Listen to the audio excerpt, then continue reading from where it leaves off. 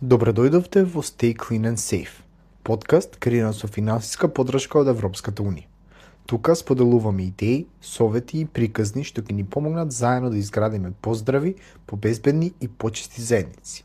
Ајде да започнеме. Здраво и добродојдовте во нашиот подкаст. Денес зборуваме за тема што ги засека речиси сите млади луѓе. Како да се осогласи училиштето, работата, семејството, пријателите и сепак да остане време за себе. Денес е со нас Лејла, експерт во областа на баланс помеѓу работа и приватен живот. Добре дојде.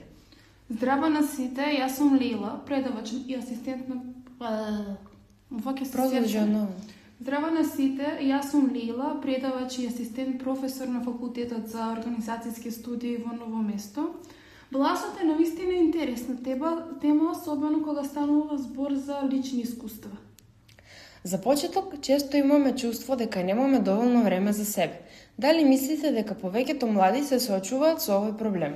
Апсолутно сите, не само младите, туку и постарите, возрастните, буквално сите. Од лично искуство можам да кажам дека оваа е тема за која секогаш има што да се зборува.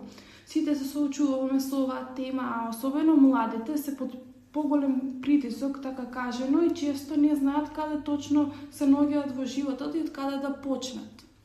Пред да продолжиме, што всушност значи баланс помеѓу работа и приватен живот? Повеќето луѓе мислат дека тоа е некако еквивалентно на 50-50 располагање, но всушност станува збор за тоа да имаме време и за обврските, и за себе, исто така и за семејството, пријателите, хоби и активности. Понекогаш балансот е 70-30, понекогаш 30-70, но најважно е да се чувствуваме во нашата рамнотежа и благосостојба. Јас тук малку да зборувам. Добро. Треба да биде скоро се исто. Окей, не страшно.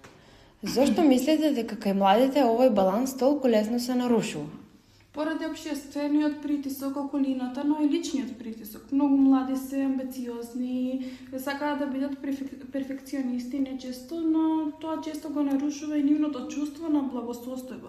Дополнително тука се семејството, очекувањата, социјалните мрежи и постојаното користење телефони што одзема огромно време од нашето секојдневие. Луѓето постојано гледаат и видеа и се споредуваат едни со други, па и крајните речиси и на крај да немаме време за самите себе. Често забележуваме дека луѓето се достапни дури и кога не треба да работат. Дали е тоа аларм?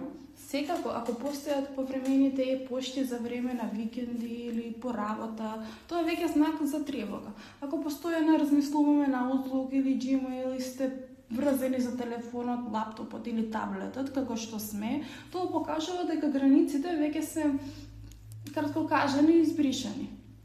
Кои се други знаци дека го губиме балансот?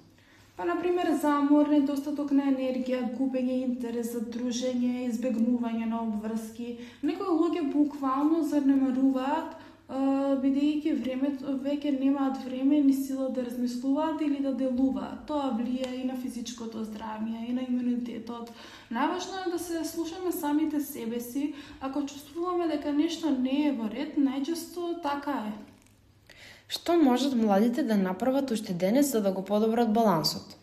Најважно е добра организација. Повторно да се направи редослед и да се следи. Тоа многу помага во борбата против бурнаут, односно прегорување, така кажано. Исто така, многу е важно да се постави граници. Границите не се поставуваат за другите, туку за самите себе, но исто така е битно и да се почитуваат. Кога некој знае да постави граница, тоа значи дека има стабилна и добра ментална хигиена. Младите често имаат проблем да се исклучат од телефонот. Како да си помогнат? Денес има многу истражувања и совети, постојат апликации што ги ограничуваат користењата на и како например блокатори на социјални мрежи, се зависи од личната одлука. Телефоните може да бидат проблем, но и решение. Бидејќи преку нив имаме пристап до огромно количество информации, се е до тоа како ние ги користиме и на кој начин. Дали кратките паузи навистина ја подобруваат продуктивност? Да, но секоја треба да си го најде својот ритам. Јас, например, работам околу 1 час, па правам пауза од 5 до 10 минути без телефон и компјутер. Експертите препорачуваат паузите да има паузи на секој од 45 минути, бидејќи концентрацијата најчесто паѓа. Најважно е паузите навистина да бидат одмор. Денес многу се зборува за burnout. Дали и младите се погодени? Огромно. Значи, работев со многу млади луѓе, студенти, предприемачи и прегорувањето, односно burnout е многу честа појава. Живееме во брз свет и постојано различни форми на burnout, но кај младите се почесто е поприсутна оваа појава. Што треба да направиме ако почувствуваме дека сме на пат кон burnout? Таа веќе аларм, треба веднаш да се побара стручна помош, например од лекар или центар за ментално здравје, каде може да се разговара со советник или психолог. Самото признавање дека постои проблем е веќе половина успех.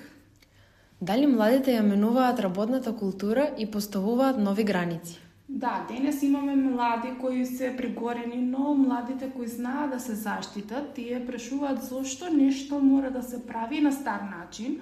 Тоа покажува нова свест за благосостојбата на работата, која директно влијае на приватниот живот, но сме емотивни. Суштината е и дека не можеме целосно да ги одвоиме овие два света. За крај, ако треба да дадете само еден совет? Застанете зад себе и поставете граници, секогаш и секаде. Ви благодариме што бевте со нас и благодарност до сите слушатели. Се слушаме на следниот пат. Ви благодараме вам. Ви благодариме што го слушавте подкастот на Stay Clean and Safe, проект финансиран од Европската Унија. Запомнете, мали чекори водат до големи промени во одржување на нашиот свет чист и безбеден. Чувајте се и останете безбедни.